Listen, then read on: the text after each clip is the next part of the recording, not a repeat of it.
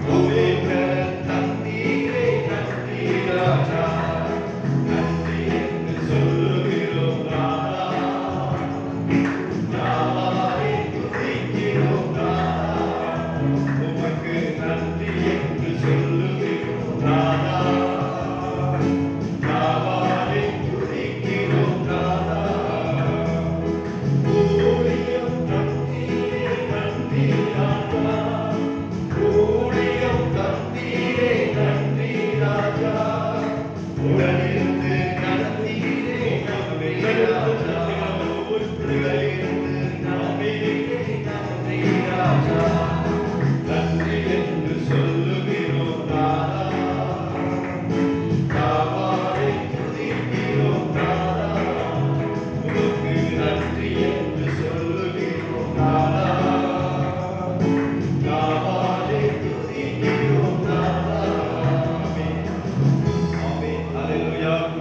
கடந்த 9 மாதங்கள் நம்மை காத்து நடத்துகிறவர் 10ஆம் மாதத்திலே தேவன் நம்மை வழிநடத்துகிறார்.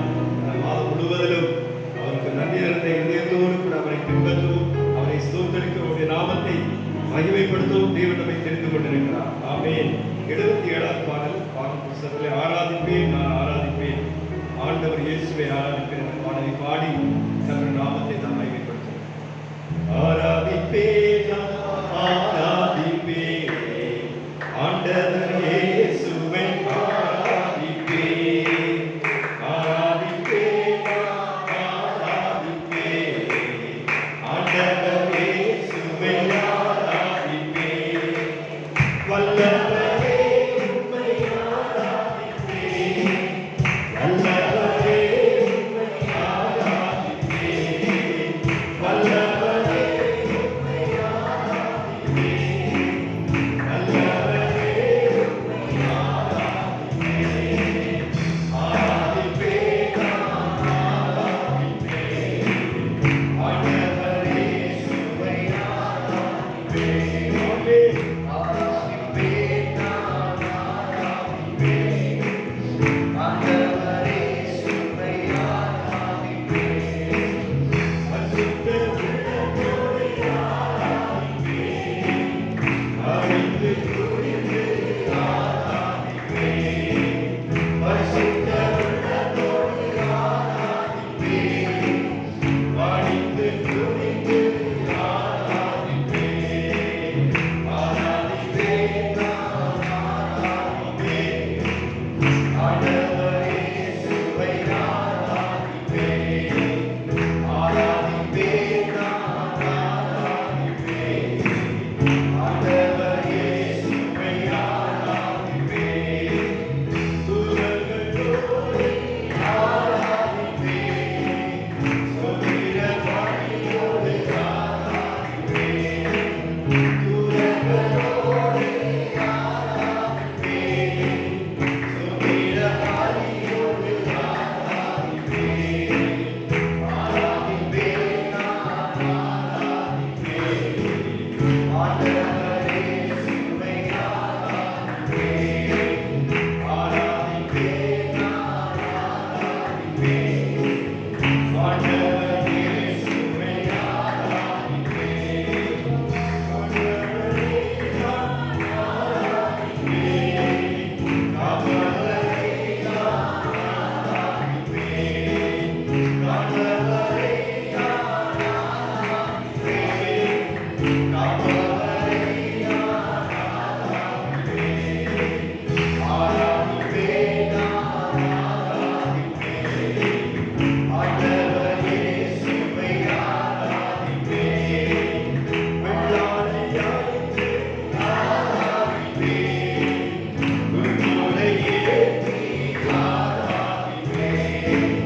வெள்ளாடையாய்த்து ஆராதிப்பேன், குருமுலை ஏற்றி ஆராதிப்பேன். ஆராதிப்பேன், நான் ஆராதிப்பேன், ஆண்டவர் இயேசுவை ஆராதிப்பேன். ஆராதிப்பேன், நான் ஆராதிப்பேன், ஆண்டவர் இயேசுவை ஆராதிப்பேன். அல்லேலூயா. ஆண்டவரே, உம்மை ஆராதிக்கிறோம். தகப்பனே, முழு உள்ளத்தோடு கூட ஆராதிக்கிறோம், முழு மனதோடு கூட நாங்கள் ஆராதிக்கிறோம். தகப்பனே, நீரே எங்களுடைய சிறு வயது முதற்கொண்டு நோக்கும் நம்பிக்கையுமா இருக்கிறீரப்பா. உம்முடைய நம்பிக்கை தேவனே, இந்த உலகம் மாறலாம், உலகத்தில் உள்ள எல்லாம் மாறி போகலாம், நீரோ மாறாதவராய் இருக்கிறீர். நீர் எங்களுடைய நம்பிக்கை தேவனாய் இருக்கிறீரப்பா. நாங்கள் கர்த்தாவை பிடித்துக் கொள்ளக்கூடிய, நாங்கள் நிற்கக்கூடிய அது ஒரு உறுதியான ஸ்தலம் ஆண்டவரே. ஓ ஹalleluya. நன்றியோடு போய் ஸ்தோத்திரிக்கிறோம். ஹalleluya. 84வது பாடலை பாடுவோம். அப்பா, நான் உம்மை பார்க்கிறேன், என் அன்பே நான் உம்மை துதிக்கிறேன்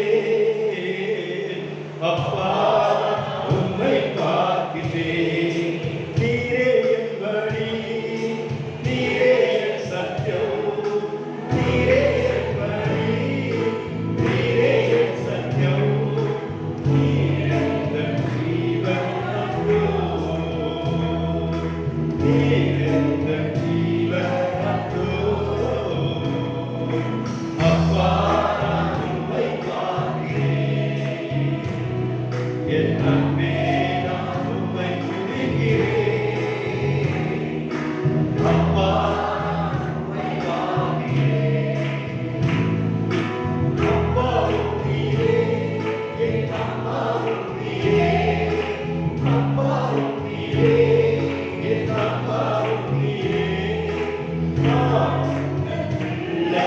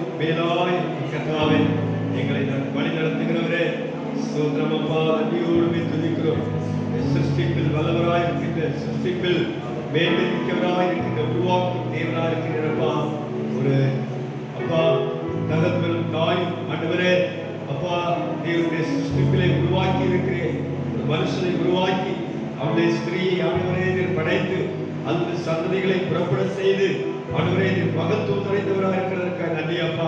இந்த தன்மையெல்லாம் உம்மிடத்தில் இருக்கிறது ஆண்டவரே, எல்லா தன்மைகளும் தேவனிடத்தில் இருக்கிறது.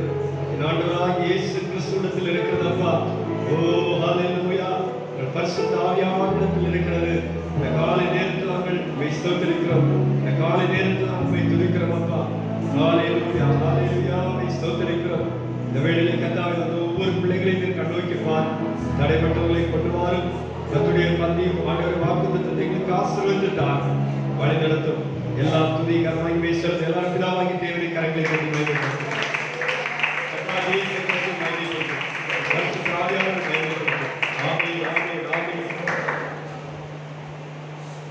நல்லவர், நல்ல நாளுக்காக ஸ்தோத்திரம்.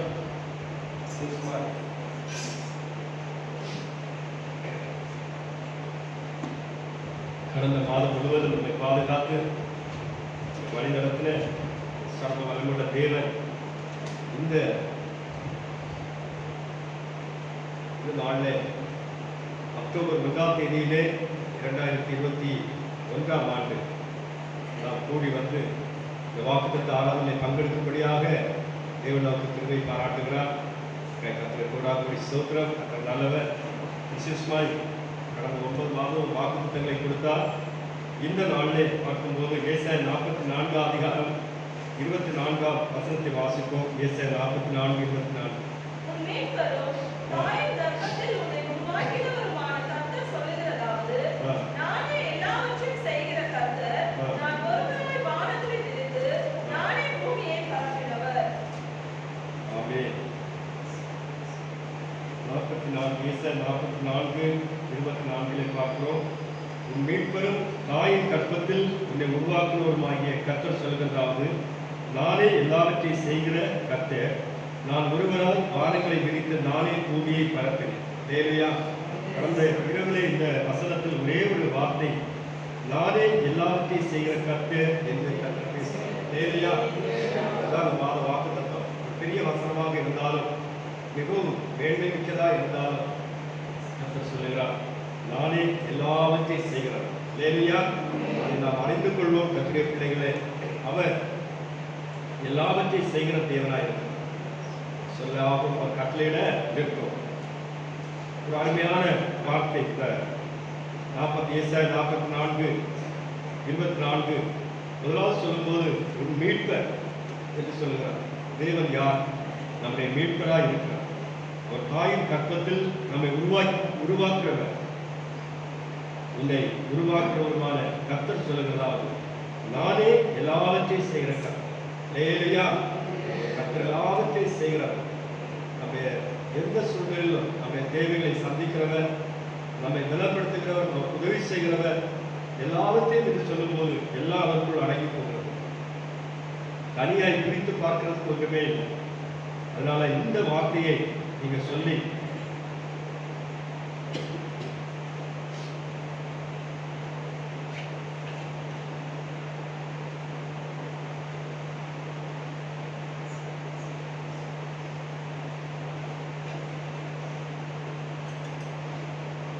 இந்த வார்த்தை இந்த மாதத்தில் நீங்கள் சொல்லி நீங்க அறிக்கையிடுங்க. கர்த்தர் நிச்சயமாக பெரிய காரியத்தை வாழ்க்கையில் செய்வார். நான் ஒருவரால் வானங்களை விரித்து நானே பூமியை பரப்பினவர். வானங்களை விரித்து பூமியை பரப்புகிற தேவன். அவர் விரித்த வானத்தின் கீழே, அவர் படைத்த பூமியின் மேலே நாம் இன்னைக்கு வாழ்ந்து கொண்டிருக்கிறோம். வேலையா? எவ்வளவு அதிசயமான ஒரு காரியம். தேவனை அறிவது என்பது இதுதான். இன்னைக்கு இந்த விஷயத்தை தான் ஜனங்கள் அறியாமல் இருக்கிறார்கள். தேவனுடைய பிள்ளைகள் நிச்சயமாக அதை அறிவார்கள். வானத்தை பூமியை சிருஷ்டித்த ஆண்டவர் இந்த பூமி படைக்கப்படுவதற்கு முன்பாக, இது வெளியே காணப்படுவதற்கு முன்பாக இது எங்கே மறைந்திருந்தது இல்ல? இந்த பூமியானது ஜலத்திற்குள்ளாக மறைந்திருந்தது, தண்ணீருக்குள்ளாய் மறைந்திருந்தது. அதை வெளியே கொண்டு வர தேவனுடைய திட்டமாக இருந்தது. இன்றைக்கு நம்முடைய ஆசீர்வாதங்களும் அநேக சூழ்நிலையில மறைந்திருக்கிறது. நிறைய பேர் அந்த ஆசீர்வாதங்களை இன்னும் உலகத்திலே பார்க்க முடியவில்லை. ஆகியால் நம்முடைய ஆசீர்வாதங்கள் நம்ம கேட்கிறோம். ஆண்டவரே, பூமியை வெளியே கொண்டு வந்தார் பாருங்க. அது ஒரு பெரிய ஒரு மாஸ்டர் பிளான், பெரிய திட்டம். ஜலத்தினால் நிறைந்திருந்தது, இருள் சூழ்ந்திருந்தது. அது எல்லாவற்றையும் மாற்றி வெற்றாந்தரை காண செய்தார். வெட்டாந்தரையை காண செய்து பூமியை ஆண்டவர் முதலாவது சரி பண்ணி, அதுக்கப்புறம் நமக்கு தெரியும் அந்த பூமி பல ஆயிரம் ஆண்டுகள் தாண்டி, அதாவது தூதர்கள் விழுந்து சேதமாகி, வெட்டாந்தரை காணப்பட்ட பின்பு அது சேதமாகி, அதன் பின்பு மனிதனை சிருஷ்டித்தார். மரம் செடி கொடிகள் சகலத்தையும் ஆண்டவர் என்ன செய்தார்? எல்லாவற்றையும் அவர் உருவாக்கினார் என்று சொல்லி பார்க்கிறோம். இன்றைக்கு நாம் காண்கின்ற பூமியானது அது தேவனால் இது உருவாக்கப்பட்டது. ஆகிய நம்முடைய ஆசீர்வாதங்கள் மறைந்திருக்கலாம், ஆனால் வெளியே வரும். வேலையா எத்தனை பேர் விசுவாசிக்கிறோம்?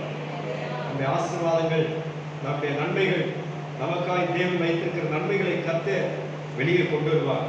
அதில் தொடர்ந்து நாம் வசனங்களை தியானிப்போம்.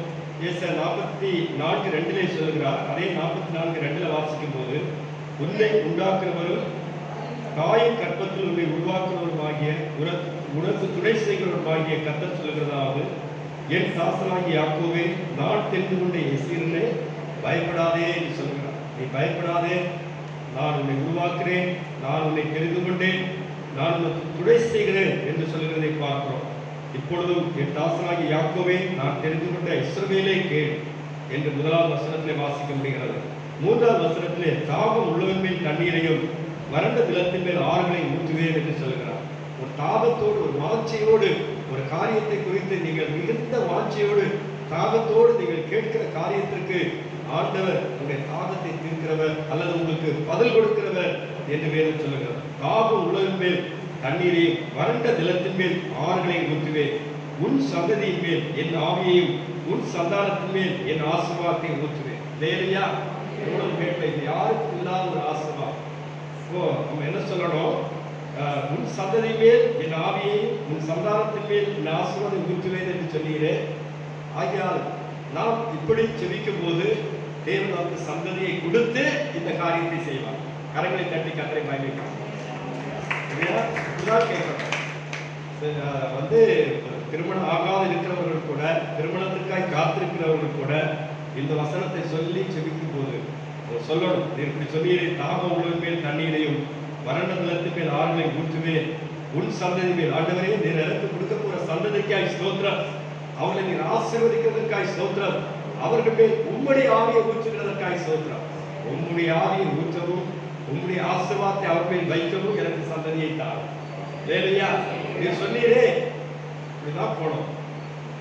ஆகிய குழந்தைக்காக காத்திருக்கிற பிள்ளைகள் இந்த 44 அதிகாரம் 3ஆம் வசனத்தின்படி இந்த ஆசீர்வாதத்தை என் சந்ததிகள் பெற்றுக்கொள்ள நீர் என்னை ஆசீர்வதியும், நீர் அதற்கு தகுதிப்படுத்தும். உங்களுடைய வார்த்தை, இந்த வார்த்தை நிறைவேறுவதற்கு என்னென்ன குறைவுகள் இருக்கிறதோ எல்லாவற்றையும் அவர் பூர்த்தி செய்வார். ஆமென். நிறைவாக்கி ஆண்டவர் ஆசீர்வதிப்பார். வார்த்தையை வந்து பிடிக்கிறது அவருடைய காலை உறுதியா பிடிச்சுக்கணும். வார்த்தை வருவாதான் பிடிக்க வேண்டும். இல்லையா? வார்த்தை கிரியை செய்யும். 10வது மாதத்துல தேவன் சொல்லுகிற வார்த்தை அதுதான். 10வது மாதத்துல சொல்லுகிற காரியம் அதுதான். என்ன சொல்லுகிறார்? நானே எல்லாவற்றையும் செய்கிற கர்த்தர், நானே சகலத்தை செய்கிறவர், நானே எல்லாவற்றையும் செய்கிற கர்த்தர். உண்மையிலே அருமையான வார்த்தைகள். அதனுடைய 6வது வசனம் வரை வாசிக்கும் போது அது என்ன ஆகும்? அதனால் 4வது வசனம், அதனால் அவர்கள், அதாவது அருமையாய் சொல்லப்படுகிறது பாருங்கள், உன் பிள்ளைகள், அதாவது அதனால் உன் பிள்ளைகள் என்ன செய்வாங்க? 4வது வசனம் என்ன சொல்லுகிறது? அதனால் அவர்கள் புல்லின் நடுவே நீர்க்கால்களின் ஓரத்திலுள்ள அலரி செடிகளை போல வளர்வார்கள். யாருக்கு யார் வளர்வார்கள் சொல்லுங்க? 128ஆம் சங்கீதத்தில் சொல்லப்படுகிறது. என்ன சொல்லப்படுகிறது? கர்த்தருக்கு பயந்து அவர் வழிகளில் நடக்கிற எவனோ அவன் பாக்கியவான். இல்ல, அவருடைய பிள்ளைகள் எப்படி ஒளிவுமர கண்ணுகளா இருப்பார்கள், மத்திய சுற்றிலும் பறவை எப்படி இருப்பாள்? திராட்சை செடி போல இருப்பாள். ஆகிய இங்கே சொல்லுகிறார் 4வது வசனத்தில் சொல்லும்போது, அதனால் அவர்கள், அதாவது ஆசீர்வாதத்தை நான் ஊற்றுவேன். 3வது வசனத்தின் கடைசி பகுதியில் ஆவியை சந்தானத்தின் மேலும் ஆசீர்வாதத்தை, அதாவது உன் சந்ததி மேல் என் ஆவியையும் உன் சந்தானத்தின் மேல் ஆசீர்வாதத்தை ஊற்றுவேன். அதனால், சரியா, அவருடைய கண்டினியூஷன் அங்க தொடர்கிறது. அதனால் அவர்கள் புல்லின் நடுவே நீர்க்கால்களின் ஓரத்தில் உள்ள அலரி செடிகளை போல வளருவார்கள். என் பிள்ளைகள் கனவு எப்படி போகுது பாருங்க. இன்னும் கல்யாணமே ஆகல. இதை சொல்லி ஜபிக்கும் போது என்ன ஆகுதுன்னா, கல்யாணம் ஆயிடுச்சு. கல்யாணம் ஆகும்போது என்ன ஆகுது? என் பிள்ளைகள் என் தலைக்கு மேல நிற்பாங்கப்பா. இல்லையா? எங்கேயோ போயிடுவோம். இல்லையா? விசுவாசம் என்பதுதான், விசுவாசத்தோடு கேட்கிறது தான். இருக்கிறது குடிசையில் இருந்தாலும் பெரிய அரண்மனையில் இருக்கிறதா, கோபுரத்தில் இருக்கிறதா நினைச்சுக்கணும். அல்லேலூயா. ஆமென். இருக்கிறது இப்போ ஓரதான். ஆனா ஓர நிறத்துல இல்ல. அது ஓடா மாறும். அது என்ன செய்யும்? அது ஒரு ரூபா மாறும், அது ஒரு மாடியா மாறும். இதுதான் தரிசனம், இதுதான் விசுவாசம். அதே போல இன்னும் திருமணம் ஆகல, ஆனா என் பிள்ளைகள் என்ன செய்வாங்க? என் தோளுக்கு என் தலைக்கு மேலேயும் வளருவார்கள். முடியுமா? முடியாதா? இல்லையா? முடியும். அதுவும் நன்றி அறியாதவர்களுக்கு நன்மை செய்யும் போது கர்த்தருக்கு பயப்படுகிற பிள்ளைகளுக்கு எவ்வளவு அதிகம் அவர் செய்வது. அவருடைய வழிகள் எல்லாம் சீர்தூக்கி பார்க்கிறார். நீதிமான்களுடைய வழிகள், அவருக்கு பயப்படுகிறவருடைய வழிகள் எல்லாம் சீர்தூக்கி, அதாவது எவ்வளவு உயர்த்தி பார்க்கிறார். சும்மா சாதாரணமா பார்த்து கண் மங்களா பார்த்து போறது இல்ல, அவருக்கு பயப்படுகிற பிள்ளைகளை இவைகளை உயர்த்தி என்ன செய்கிறார்? அவர் பார்க்க இல்லையா? அவர்கள் விசேஷமாய் பார்க்கிறார்.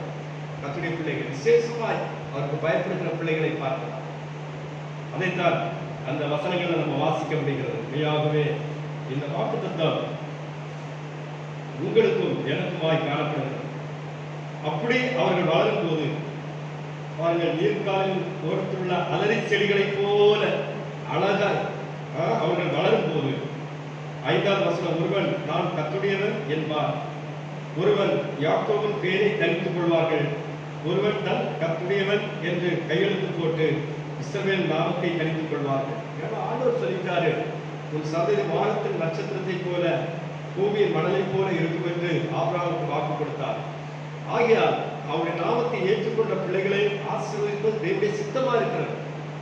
ஏன்னா யாக்கோபுடைய பேரை சந்ததியை கற்பிக்க வேண்டும், ஆபிரகாமுடைய பேரை வைக்க வேண்டும், தீர்க்கதரிசிகளுடைய பேரை வைக்க வேண்டும், வேதத்தின் மேன்மையான பேர்களை வைக்க வேண்டும்.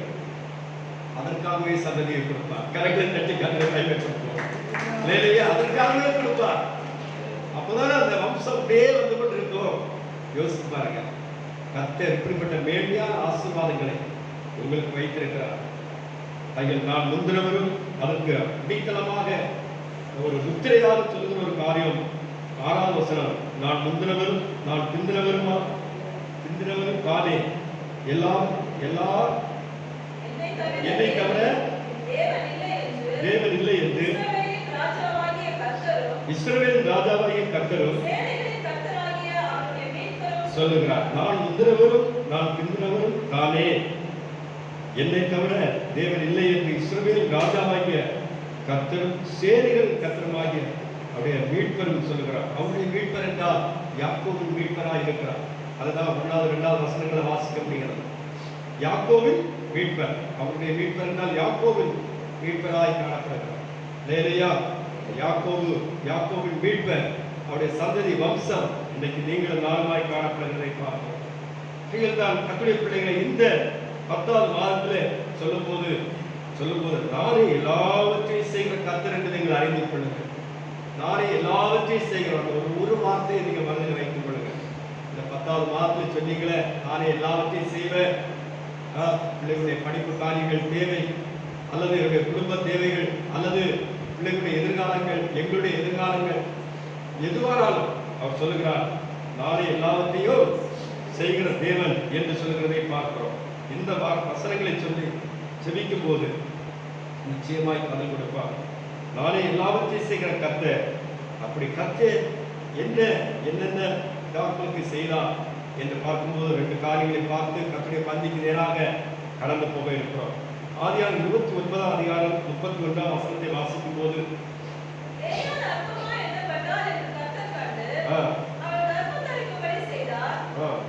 பாருங்கள், அவர் என்ன செய்தார், அவர் என்னென்ன செய்ய முடியும் என்று பார்க்கும்போது, லேயாள் அற்பமாய் எண்ணப்பட்டாள் என்று கர்த்தர் கண்டு அவள் கர்ப்பம் தரிக்கும்படியாய் கர்த்தர் செய்தார். லேயா பாருங்கள், என்ன கர்த்தர் செய்ய முடியாது? ஒரு ஸ்திரியை எப்படி பார்த்து கொண்டிருக்கிறார், பெண்களை தேவன் எப்படி பார்க்கிறார், அவருடைய ஜெபங்களுக்கு பதில் கொடுக்கிறாரா, அவருடைய மன வேதனைகளை கர்த்தர் அறிகிறாரா என்று பார்க்கும்போது தேவன் செய்கிற கரத்தை பாருங்கள், அவருடைய பலத்தை கிரியை பாருங்கள். லேயாள் அற்பமாய் எண்ணப்பட்டாள் என்று கண்டு அவள் கர்ப்பம் தரிக்கும்படியாய் செய்தார். ஒரு கூச்ச பார்வை உள்ளவராக அவள் காணப்பட்டால், கண்களிலே சில மாற்றங்கள் அவருடைய வாழ்க்கையிலே காணப்பட்டது என்று அந்த பகுதிகளில் நம்ம வாசிக்கபடி லேயாளுடைய குணங்களை வாசிக்கிறோம். ஒரு கூச்ச பார்வை உள்ளவர் ஒருவேளை பார்க்கிறதுக்கு ராகேலை போல அழகு இல்லாமல் இருக்கலாம். ராகேல் மிகவும் அழகுள்ளவளாய் காணப்பட்டாள். ஆனால் லேயாள் அப்படி அல்ல. யாக்கோபுடைய மனைவிகளான இவர்கள் பார்க்கும்போது ஒரு அற்பமாய் எண்ணப்பட்டாள் என்று அங்கே சொல்லப்பட்டிருக்கிறதை பார்க்கிறோம்.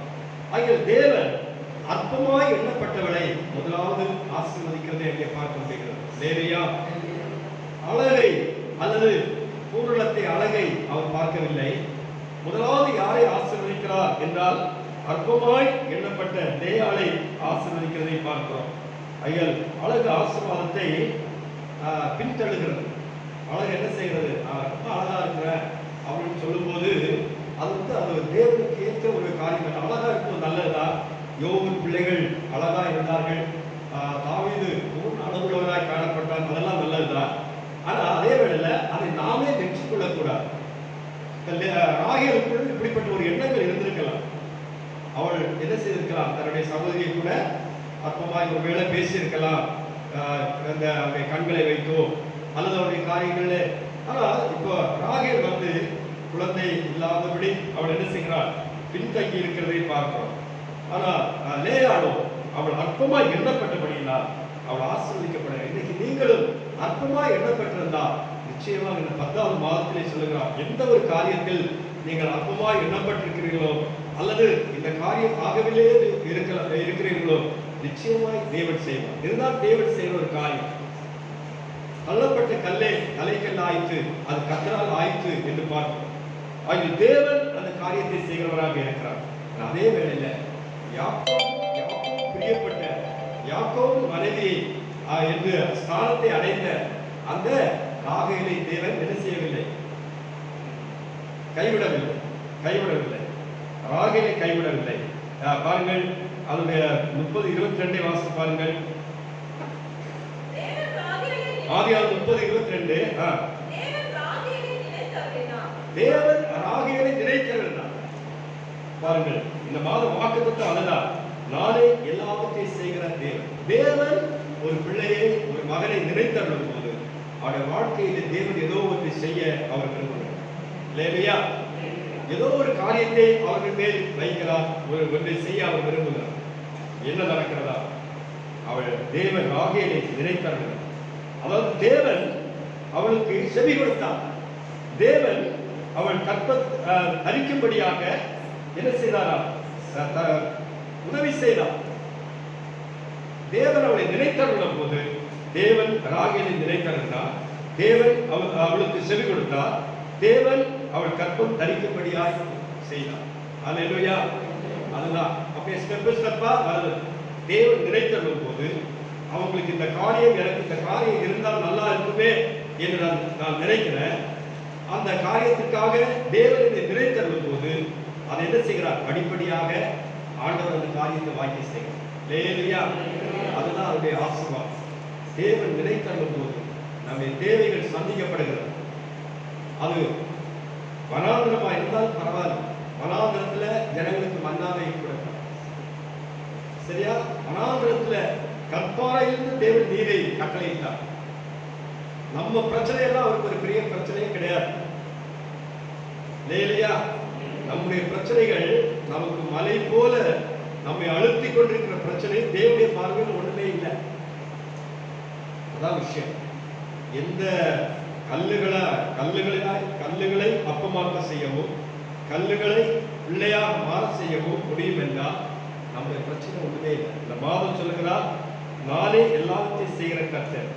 தேவன் ராகேலை லேயாளை நினைத்தருளினார். அதே வேளையில ஒரு குறிப்பிட்ட காலத்துக்கு பின்பு ராகேலை என்ன செய்தார்? நினைத்தருளினார். லேயா ஆசீர்வதிக்கப்பட்டவளாய் மாறுகிறாள். இதோடு கூட ராகேலுடைய வாழ்க்கையை பார்க்கும்போது நிறைய பிரச்சனைகள் இருந்திருக்கு என்று அவனுடைய ஆரம்பத்திலிருந்து பின்னோக்கி பார்க்கும்போது நம்ம யோசிக்க தோணும். ராகேல் தான் பூர்ண அழகுதான். அப்படியே யாக்கோபின் கண்களுக்கு அப்படியே நிறைவா காணப்பட்டா. அவ்வளவுதான் விவாகம் பண்ண வேண்டும் என்றிருந்தார். எல்லாம் இப்ப எந்த அளவுக்கு அழகா இருந்திருப்பாங்கன்னு பாருங்க. ஆனால் அதே வேளையில அவருடைய சுபாவங்கள் அடிப்படையில் பார்க்கும்போது நிறைய பிரச்சனைகள், அந்த அழகுக்கும் அவருடைய சுபாவங்களுக்கும் வித்தியாசமா இருந்தது. நிறைய பிரச்சனைகள். ஏன்னா கடைசி வரை வந்து சேரல பாருங்க. வழியிலே அவர்கள் பெண்ணினை பெற்றெடுக்கும் போது மரித்து போகிறார்கள். காரணம் என்ன? ஒருவேளை மற்றவங்களை தரைக்குறவாய் பேசுகிற ஒரு காரியம் இருந்திருக்கலாம். இன்னொன்று வந்து விக்கிரகங்களை எப்ப கணவனை பற்றி கொண்டாலும், கணவன் தான் முக்கியமான ஆள். அதுக்கப்புறம் அவன் வந்து தகப்பனுடைய விக்கிரகத்தை திருடி கொண்டு வரக்கூடாது. இப்போ மறைமுகமாக விக்கிரகங்களை நம்ம வணங்கும் போது என்ன ஆகிறது? தேவனுக்கு கோபம் உண்டாகும். வைராக்கியம் என்பது ஒன்றுதான். இன்னைக்கு யார் பட்சத்தில் இருக்கிறோம் என்பதுதான் முக்கியமான காரியம். அவன் வந்து அதை செய்யல. ஆனா லேயாளை குறித்து அந்த குற்றச்சாட்டே இல்லை. ரெண்டு பேரும் ஒரு தகப்பன் வீட்டுல இருந்து தான் வெளியே வராங்க.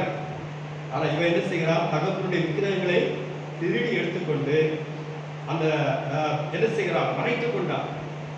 அவன் கேட்கும் போதாவது அறியாம நான் எடுத்துட்டேன் அப்படின்னு சொல்லி கொடுத்துருந்தா அந்த வாதை நீங்கி இருக்கும், ஒருவேளை பிழைத்திருக்க முடியும். ஆனால் அதை செய்யாம அதை மறைப்பதற்காக பல யுக்திகள் எல்லாம் பாருங்க. இதெல்லாம் ஒரு அந்த சுபாவங்கள் எப்படி இருக்கு பாருங்க. அந்த அளவுக்கும் இந்த சுபாவங்களுக்கும் சம்பந்தமே இல்லை.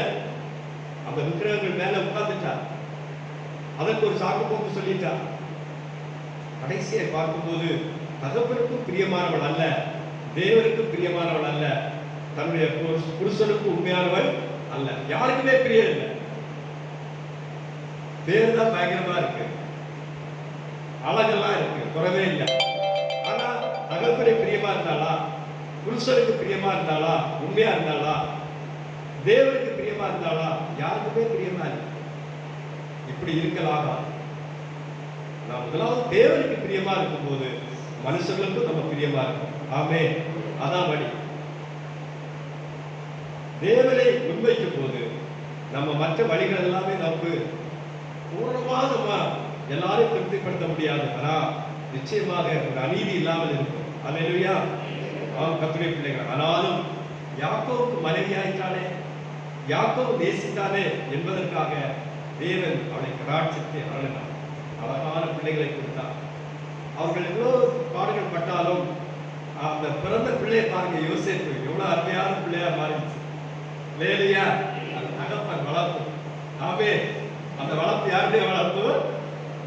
தகப்பனுடைய வளர்ப்பு. பிள்ளைகளுடைய தகப்பன் என்ன செய்யணும்? அவங்களை வளர்க்கணும், தூக்கி சுமக்கணும், அவங்களை அரவணைக்க வேண்டும். தகப்பனுடைய வளர்ப்பு. இவங்கதான் இறந்துட்டாங்கல்ல. பென்யாமீன் 2வது பிள்ளையை பெறும்போது இந்த பிள்ளைகளை சின்ன வயசுல இருந்ததுனால யாக்கோபு அப்படியே உயிரே கொடுத்து இந்த 2 பிள்ளைகளையும் அவளை நிறைத்து நிறைத்து இந்த பிள்ளைகளுடைய முகத்தை பார்த்து இளைப்பார்ந்தார். அவன் மேல வைத்த பிரியம் தான் அது காரணம். தேவன் நிறைந்தளினார். இதுதான் தேவனுடைய சுபாவம். நானே எல்லாவற்றையும் செய்கிற கர்த்தர் என்று சொன்னார். அவர் எல்லாவற்றையும் செய்கிறவர், நானே எல்லாவற்றையும் செய்கிற கர்த்தர். அது 39:21 வாசிகள். கர்த்தர் யோசேப்போடு இருந்தார், அவன் மேல் கிருபை வைத்து சிறைச்சாலை தலைவருடைய தயவு அவனுக்கு கிடைக்கும்படியாக செய்தார். தேவன் என்ன செய்தார்? இப்பொழுது யாக்கோவுடைய மனதை ஆண்டவர் பார்க்கிறார். யாக்கோவுடைய மனதை பார்த்து அவன் பிரியமாய் நேசித்த ராகேலுடைய சந்ததியை ஆசீர்வதிக்க வேண்டும் என்று சித்தம் கொண்டு அவன் எவ்வளவோ ஒரு போராட்டத்துக்குள்ளாய் கடந்து போனார். யோசேப்பு பெரிய திட்டத்தை ஆண்டு வைத்திருந்தார். அவர் தனியாய் எல்லாவற்றையும் சுமந்து தன் தகப்பனுடைய தாயுடைய எந்த ஒரு தயவும் இல்லை, தகப்பனுடைய தயவு இல்லாதபடி சகோதரர்கள் என்ன செய்தாங்க? அநியாயமா அவரை குடியில தூக்கி போட்டு இப்படி விற்று போட்டு அதன் பின்பு போத்திபார் வீட்டிலே வேலைக்கு போய் அங்கே போய் குற்றச்சாட்டு சாட்டப்பட்டு இப்பொழுது ஜெயிலே காணப்படுகிறார்.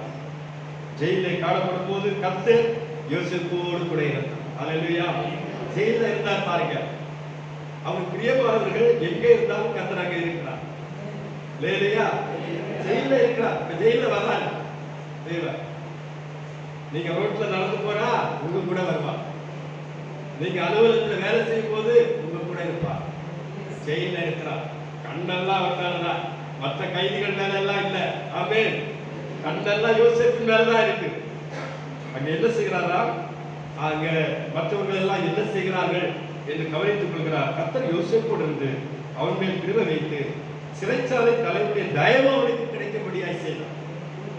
அதான் ரொம்ப முக்கியம். அவருடைய தயவினால் தான் அந்த படிப்படியான அடுத்த உயர்வுகள் வர இருக்கிறது, அவருக்கு ஒத்தாசை வர இருக்கிறது. ஆகிய நமக்கு தேவை என்ன? நம்ம நமக்கு தேவனுடைய தயவு, தேவனுடைய கிருபை தான் நமக்கு தேவை. அந்த கிருபை நமக்கு உண்டாயிட்டா நம்ம வாசிக்கிறோம். சிறைச்சாலையிலே போடப்பட்ட பேதுரு, அப்போஸ்தலர் 12 வாசிக்க வேண்டாம். அவன் மேல கர்த்தர் கண்ணோக்கமா இருந்தார். நாளை தினத்தில் அவரை கொல்ல வேண்டும், அழிக்க வேண்டும் என்று ஏரோது ஜனங்கள் எல்லாம் அவர்கள் ஏகமா இருக்கும்போது குறித்த அந்த நாளைக்கு முந்தின நாளே கர்த்தர் தம்முடைய தூதரை அனுப்பி விடுதலையாக்கி வெளியே கொண்டு வந்தார். கர்த்தர் ஒரு மனுஷன் மேல் தயவு வைக்கும் போது அவருடைய காலங்கள் முடிந்து போகவில்லை, தேவனுடைய பார்வையில் இன்னும் இருக்கு என்று இருக்கும்போது ஒருவனும் ஒரு கால் ஒன்றும் செய்ய முடியாது. அல்லேலூயா, ஒன்றும் செய்ய முடியாது. எவ்வளவு பிரச்சனைகள் போராட்டங்கள் வந்தால் காலங்கள், என்னுடைய காலங்கள் உங்களுடைய கருத்தில் அல்லவோ இருக்கிறது. பேதர் மறிக்க வேண்டி வந்தால் ஒரு இரத்த சாட்சியா மறிக்க வேண்டும். ஆனால் இப்படிப்பட்ட ஒரு சூழ்நிலையிலே அவர் விடவில்லை. அதற்கு என்ன காரணம்னா, சபையாரெல்லாம் அவருக்காக ஜெபித்தார்கள்.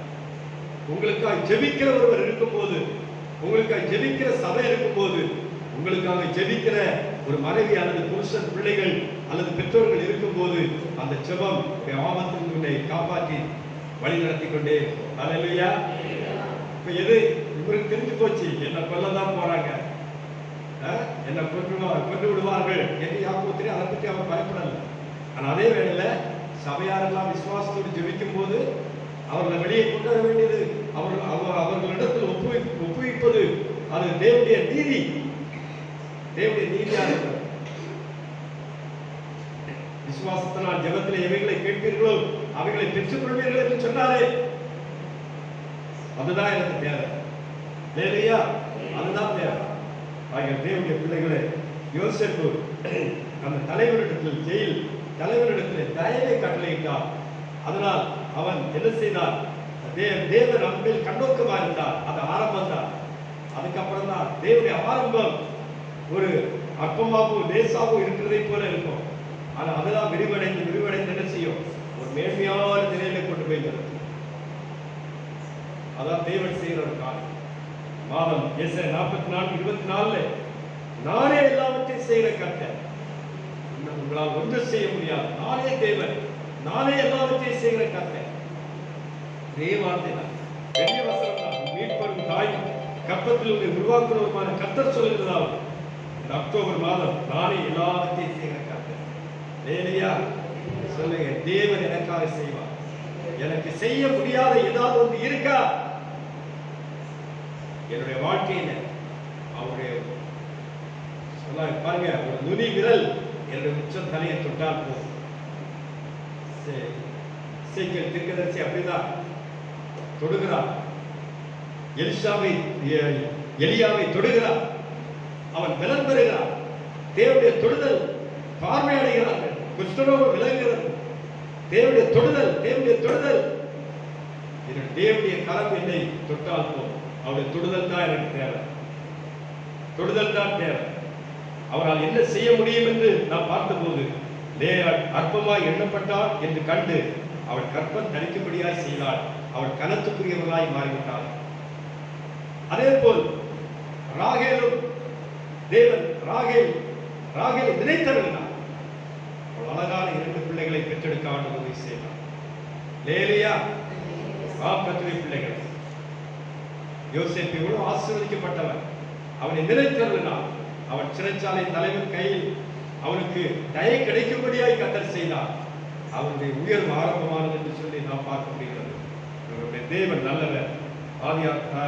யாத்திராகமம் 1:29 வாசிக்கிறோம். கடைசியாக வாசிங்கள். மருத்துவச்சிகள் தேவனுக்கு பயந்ததினால் அவருடைய குடும்பங்கள் தலைக்கும்படி தேவன் என்ன செய்ய முடியும்?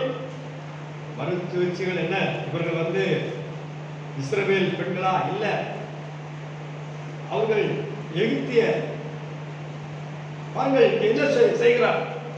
மருத்துவச்சிகள் தேவனுக்கு பயந்ததினால், அவர்கள் தெய்வத்தை குறித்த பயம் அவளுக்கு இருந்ததனால் அவருடைய குடும்பங்கள் தலைக்கும்படியாய் செய்தார். ஹல்லேலூயா. தேவன் கிரியை செய்யும் போது துவண்டு போயிருக்கிற பட்டு போன ஒரு மரம் கூட செழித்து அதை வளர்ந்து கனி கொடுக்கிறதா இருக்கிறது. ஆரோக்கியம் அற்றிருக்கிற ஒரு மனுஷனுடைய வாழ்க்கையிலே கர்த்தர் செய்யும் போது அவன் ஆரோக்கியம் அடைகிறான். அவருடைய சரீரம் எல்லாம் பலன் பெறுகிறதை பார்க்கிறோம். அதான் தலைக்கிற ஒரு அனுபவம். கர்த்தரை நம்புகிறதே எனக்கு நலம், கர்த்தரை அண்டிக் கொள்வதே நலம் என்று வேதம் சொல்லுகிறது. அங்கே பார்க்கிறோம், மருத்துவச்சிகள் தேவனுக்கு பயந்ததினால் அங்கே அவருடைய தலை தோங்கக்கூடிய ஆசீர்வாதத்திற்கு காரணம் என்ன? தேவனுக்கு பயப்படுகிற பயம். வேதத்தில் அது அதிகமாகவே இருக்கிறது. யோனா சொல்றார், தேவனுக்கு பயப்படுகிற மனுஷன் அவருடைய சத்தத்தை கேட்காமல் நான் இந்த தர்ஷீஸ் கப்பல்ல ஏறினால இந்த நிலைமை வந்தது, என்ன தூக்கி கடல்ல போடுங்க. வேலையா அந்த இடத்துல அறிக்கை பாருங்க, நானும் கர்த்தருக்கு பயப்படுகிறவன், கர்த்தரிடத்தில் மிகுந்த பக்தி உள்ளவன், சில நேரத்தில் மிகுந்த பக்தியா இருப்போம், ஏதாவது ஒன்று நம்ம இஷ்டப்படி செய்வோம். அது கூட ஒரு தேவனுடைய நோக்கம் தான். தேவனுடைய சித்தம் எல்லாம் ஒண்ணுமே எழுதப்பட முடியாது. ஒரு சம்பவத்தை உருவாக்குகிறார். யோபுடைய வாழ்க்கையிலே ஒன்று உருவாக்குகிறார். ஆபிரகாமுடைய வாழ்க்கையிலே ஒன்று உருவாக்குகிறார். தன்னுடைய மகனை நீ மோரியா மலையிலே பலி செலுத்து என்று ஒரு ஒரு சத்தத்தை என்ன செய்கிறார்? உருவாக்குகிறார். அதெல்லாம் நமக்கு எப்படி இருக்கு இப்போ பார்க்கும்போது? அவங்க அந்த பாடுகளுக்கு கூட கடந்து போனார்கள், செய்யப்படுத்தாங்க. இன்னைக்கு நம்ம பார்க்கும்போது எப்படி இருக்கு? யோபுக்கு வந்த சோதனை எனக்கு வரல. எந்த ஒரு பிள்ளையும் தானே வெட்டும்படியாக அது யாரால முடியும்? பட்டயத்தை தேவனே நிறுத்துகிறார். அவன் மேல் பட்டயத்தை ஓங்காத என்று சொல்லி கீழே போட என்று சொல்லுகிறார். கர்த்தருடைய பிள்ளைகளை இங்கே பார்க்கிறோம். மருத்துவச்சிகள் தலைக்கும்படியாய் செய்தார். கர்த்தருக்கு நீங்கள் பயப்படும் போது நம்முடைய குடும்பங்கள் தலைக்கும்படியாய் செய்வார். லேவியா நம்முடைய பிள்ளைகள் தலைக்கும்படியாய் செய்வார், வளரும்படியாய் செய்வார், உயரும்படியாய் செய்வார். கர்த்தருடைய ஆசீர்வாதங்கள் உண்டாகும் போது அந்த பூர்ண அளவும் பூர்ண அந்த பலனும் அந்த பூர்ண நன்மையும் பூர்ண ஐஸ்வர்யமும் ஆண்டவர் கொடுக்கிறவராக இருக்கிறார். லேவியா அதுதான் அந்த தலை தூக்குற ஒரு அனுபவம். இவன் கர்த்தருடையவன், இவன் கர்த்தருடையவள் என்று சொல்லக்கூடிய அளவிலே அந்த கர்த்தருடைய வாசனை அந்த பிள்ளைகள் மேல் இருக்கிறது. லேவியா அந்த ரட்சிப்பின் வாசனை, அந்த மேன்மை வாசனை நம்முடைய பிள்ளைகள் மேல் காணப்படுகிறது. நாம் எல்லாரும் பிள்ளைகளா இருக்கிறோம். அதுதான் தலை தூக்குற. அதற்கு ஒரே காரணம் கர்த்தருக்கு பயப்படுதல், தேவனுடைய நாமத்துக்கு பயப்படுதல். அது ஒண்ணுதான் அவர் எதிர்பார்க்கிறார், வேற ஒண்ணுமே இல்லை. நம்ம செய்கிற ஒவ்வொரு காரியத்திலும் தேவனுக்கு பயப்படுகிற பயம் இருக்கா என்று நம்ம ஆராய்ந்து பார்க்க வேண்டும். அதான் முக்கியமானது. டைம் இல்லை போயிட்டு ஆகிய ஏசாயா 66:14 வாசிக்கிறோம். 2 வசனம் 66:14.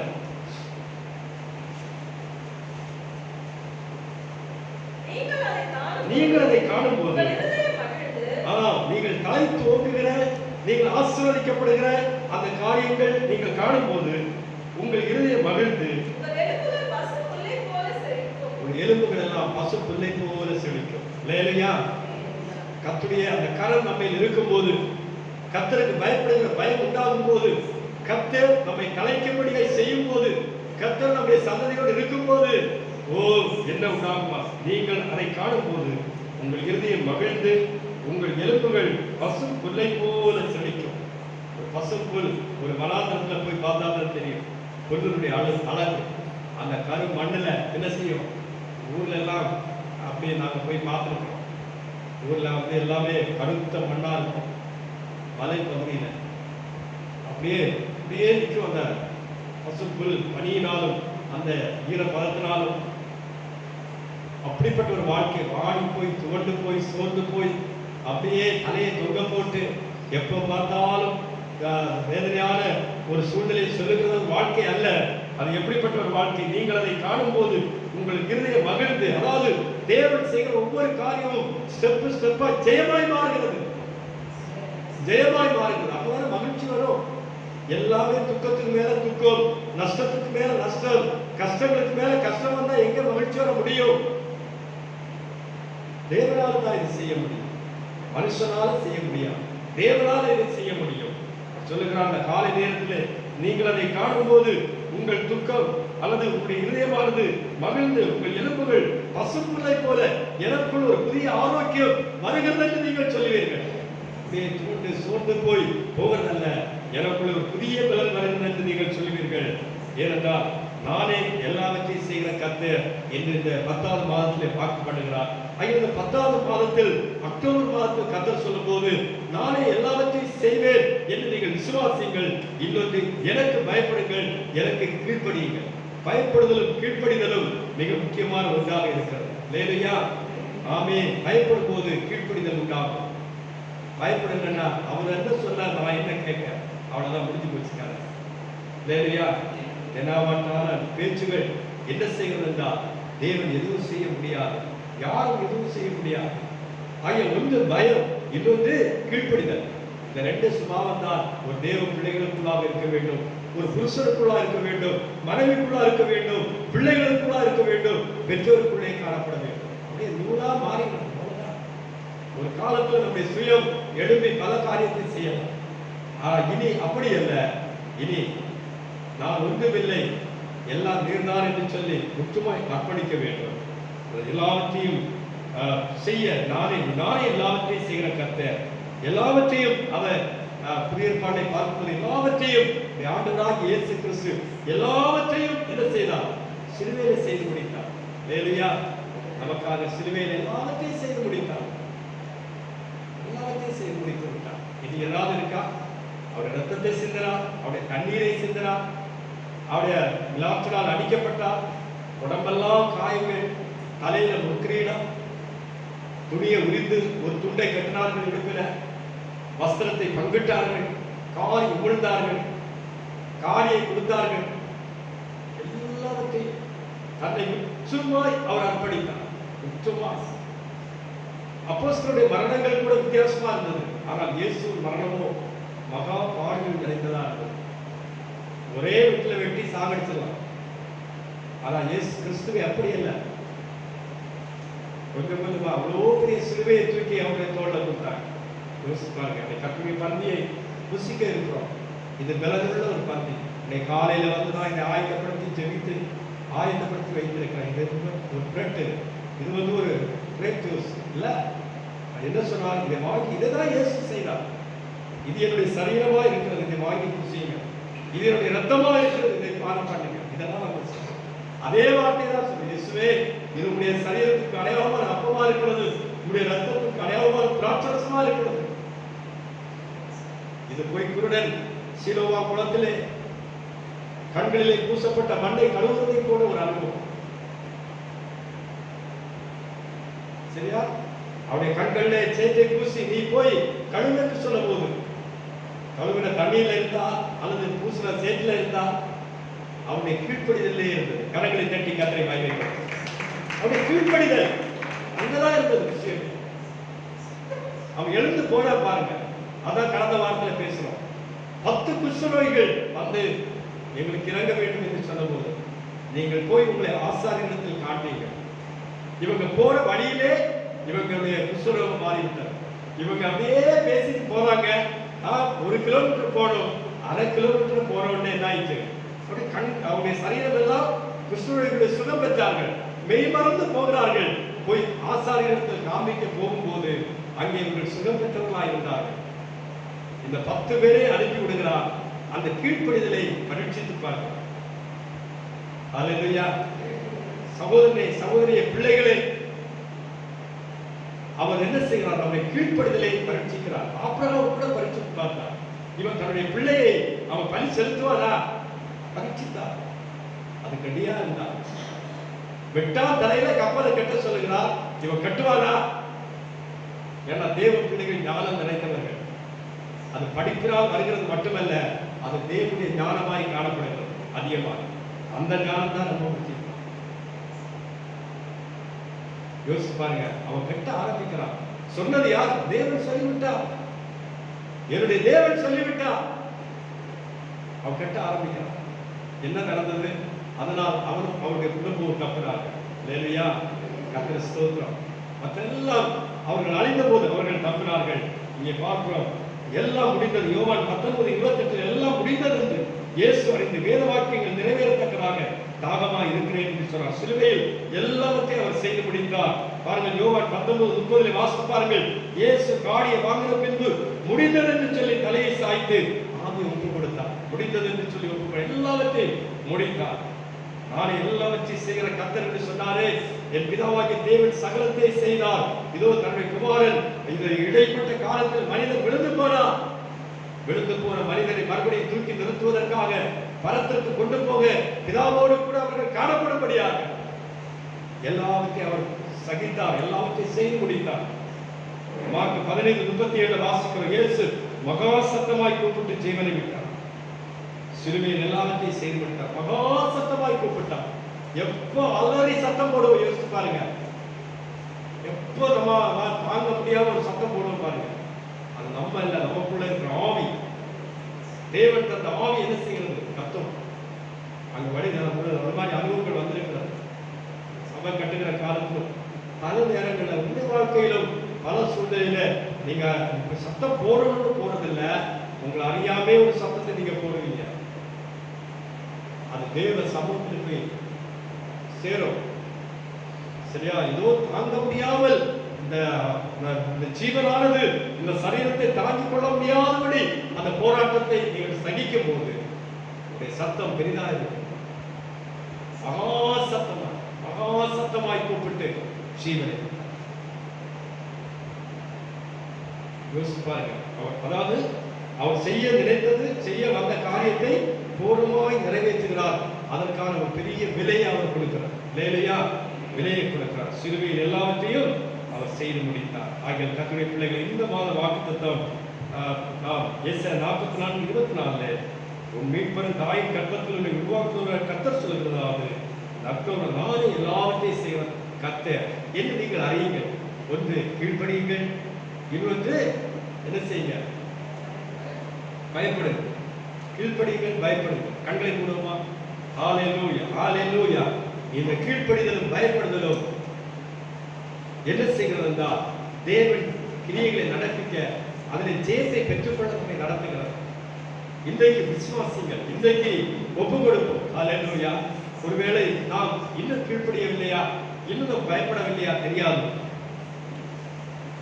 எனக்கும் தேவனுக்கும் தான் தெரியும், உங்களுக்கும் தேவனுக்கும் தான் தெரியும். ஆனால் நாம் இதை செய்யும் போது என்ன நடக்கிறது? தேவன் நினைத்தருகிறார். லேயாள் அற்பமாய் எண்ணப்பட்டால் என்று அறிந்து தேவன் அவள் கற்பம் தரிக்கும்படியாக கிருபை செய்தார்.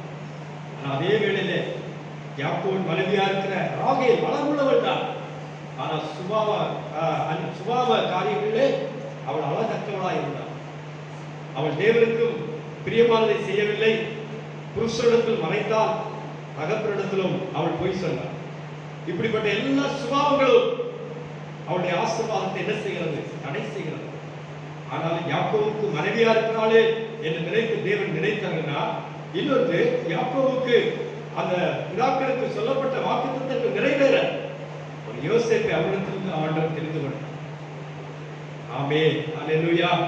அது அவன் யாக்கோபு உயிரோடு இருந்த நாட்களிலே அவன் அடைந்த வேதனை, அவனை நினைத்து நினைத்து நினைத்து அடைந்த வேதனை.